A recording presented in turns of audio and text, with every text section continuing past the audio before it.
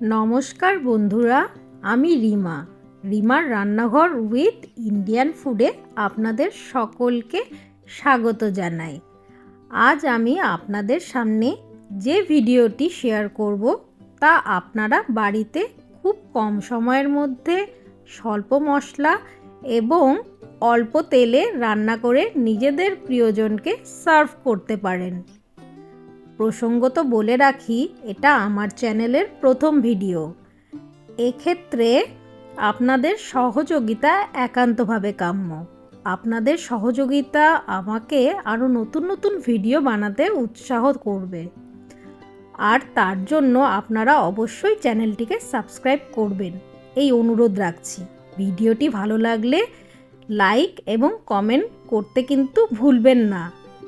তবে চলুন দেরি না করে শুরু করা যাক আজকের রেসিপি দহি ধনিয়া চিকেন বা দই ধনিয়া চিকেন।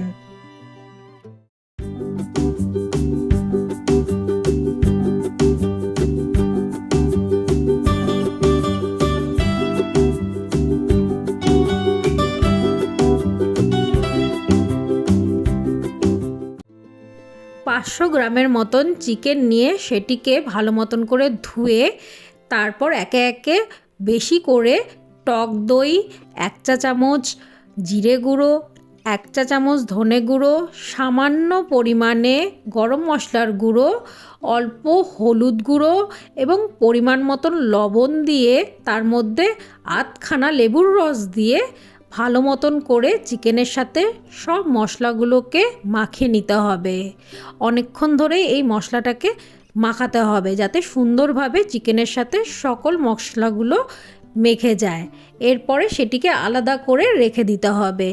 এই চিকেন তৈরি করার জন্য প্রধান উপকরণ হচ্ছে ধনে পাতা, কাঁচা লঙ্কা, রসুন এবং আদা।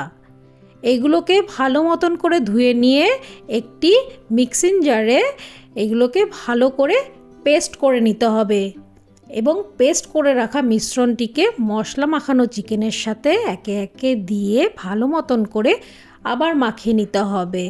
ভালো মতন করে না মাখলে চিকেনের ভেতরে এটি ঢুকবে না, তাই যতটা সম্ভব ভালো মতন করে ম্যারিনেট করে নিতে হবে।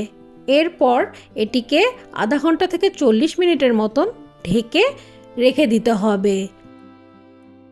কড়াই গরম করে নিয়ে তাতে 2 চা চামচ পরিমাণ মতন সরষের তেল দিয়ে দিতে হবে এবং সরষের তেলটাকে ভালো মতন করে নাড়িয়ে নিয়ে তাতে এক এক করে ম্যারিনেট করে রাখা চিকেনগুলোকে দিয়ে দিতে হবে।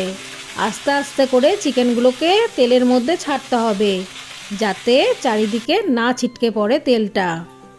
এরপরে একে একে চিকেনগুলোকে সুন্দর করে কড়াইয়ের মধ্যে সাজিয়ে নিতে হবে। তারপরে বাটি ধোয়া জলটাকে ভালো মতন করে চিকেনের ওপরে দিয়ে দিতে হবে। তার ওপরেও যদি লাগে আর একটু পরিমাণ জল দিয়ে দিতে পারেন। এই সময় চুলার আঁচটাকে একদম লো ফ্লেমে করে ঢেকে রাখতে হবে কিছুক্ষণ। মাঝে মধ্যে ঢাকা উল্টে নাড়িয়ে নিতে হবে যাতে চিকেনটা নিচে না লেগে যায় এবং এই রান্নাটি একদম লো ফ্লেমেই করতে হবে, তাহলে রান্নাটি টেস্ট এবং খেতে সুস্বাদু হবে। আমি আস্তে আস্তে করে চিকেনগুলোকে নাড়িয়ে দিচ্ছি যাতে চিকেনগুলো ভেঙেও না যায়। আপনারা চাইলে গ্রেভিটি ঘনও রাখতে পারেন বা একদমও শুকিয়ে ফেলতে পারেন। আমি আজকের গ্রেভিটি একটু ঘন রেখেছি যাতে রুটি বা নান পরোটার সাথে খেতে ভীষণ ভালো লাগে। তাহলে আজকের রেসিপিটি আমার তৈরি হয়ে গেল। রেসিপিটি কেমন লেগেছে অবশ্যই কমেন্ট করে জানাতে ভুলবেন না এবং রেসিপিটি ভালো লেগে থাকলে একটি লাইক এবং চ্যানেলটিকে সাবস্ক্রাইব করে দিয়ে বেল আইকনটাতে প্রেস করে দিতে হবে এবং অল নোটিফিকেশনটাতে ক্লিক করে দেবেন।